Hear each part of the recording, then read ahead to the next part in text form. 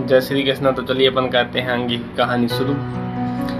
तो देवव्रत के युवराज बनने के बाद में महाराज एक दिन कहते हैं कि चलो देवव्रत अपन एक यात्रा पर चलते हैं और हम आपको अपनी सीमा दिखाएंगे। तो क्या होता है कि फिर सभी सेना पे जाके साथ में महाराज शांतनु और देवव्रत अपने अपने रथ पर यात्रा पर निकल जाते हैं। तो होता क्या है कि देवव्रत थोड़ी सी आगे निकल जाते हैं और महाराज शांतनु अपनी साथी के साथ में थोड़ी पीछे रहते हैं। अब वो क्या होता है, ऐसी यात्रा पर जाते जाते यमुना नदी के तट पर पहुंचते हैं। तो वहां देखते हैं कि एक नारी वहां पर बैठी है। तो क्या होता है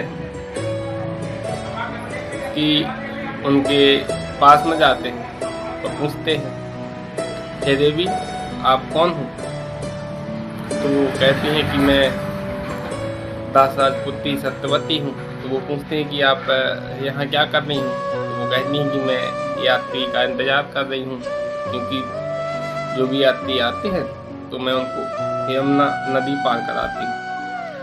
तो फिर क्या होता है कि फिर वो पूछती हैं कि आप कौन हैं? तो फिर वो कहते हैं कि मैं हस्तिनापुर महाराज शांतनु हूँ।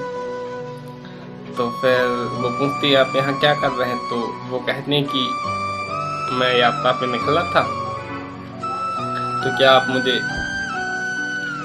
यमुना नदी पार करा सकती हैं? तो वो कहती हैं अवश्य, आइए बैठिए नाव में। तो क्या होता है कि फिर वो नाव में बैठते हैं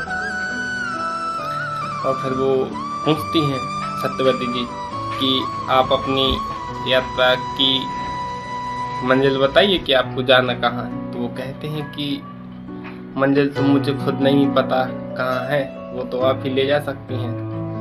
तो फिर वो कहती हैं कि मैं इसका अर्थ नहीं समझी, आप क्या कहना चाहते हैं? वो कहते हैं कि मैं आपसे विवाह करना चाहता हूँ, आपको हस्तिनापुर की पटरानी बनाना चाहता हूँ।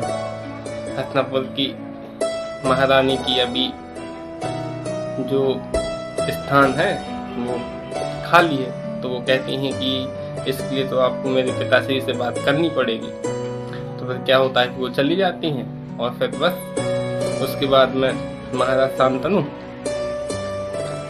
दासराज जी की कुटिया में पहुंचते हैं। तो फिर क्या होता है, दासराज जी देखते हैं तो वो कहते हैं अतिथि का स्वागत है, अतिथि का स्वागत है। फिर क्या होता है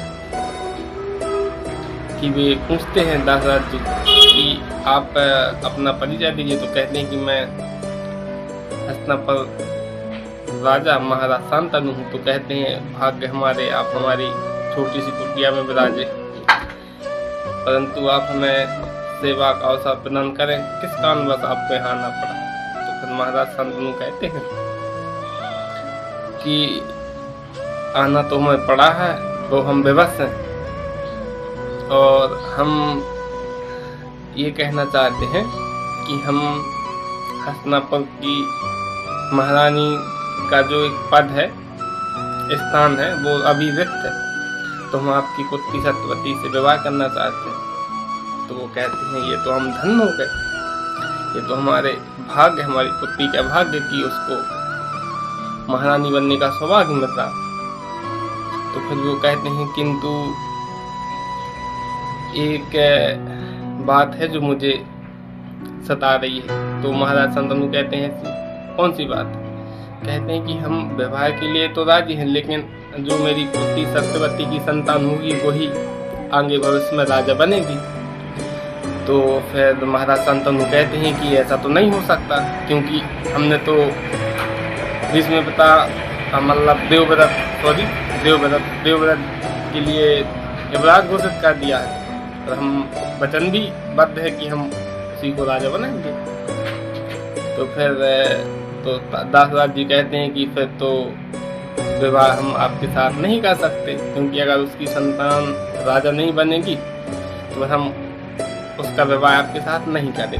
तो महाराज शांतनु दुखी होते हो, कहते हैं कि ये तो हम कदापि नहीं कर सकते कि हमारे पुत्र का जो अधिकार है वो हम किसी दूसरे को दे दें, सिर्फ इसलिए कि हम आपकी पुत्री से विवाह करना चाहते हैं। फिर क्या होता है कि वो वहाँ से उठ के चले जाते हैं और वहाँ पर जो देवव्रत थे वो पहले ही अपने विश्राम की जो स्थान है वहाँ पहुँचते हैं। तो वो कहते हैं कि अभी तक महाराज क्यों नहीं आए। तो वो कहते हैं कि हो सकता है कहीं थोड़ी आगे निकल गए हो यात्रा में।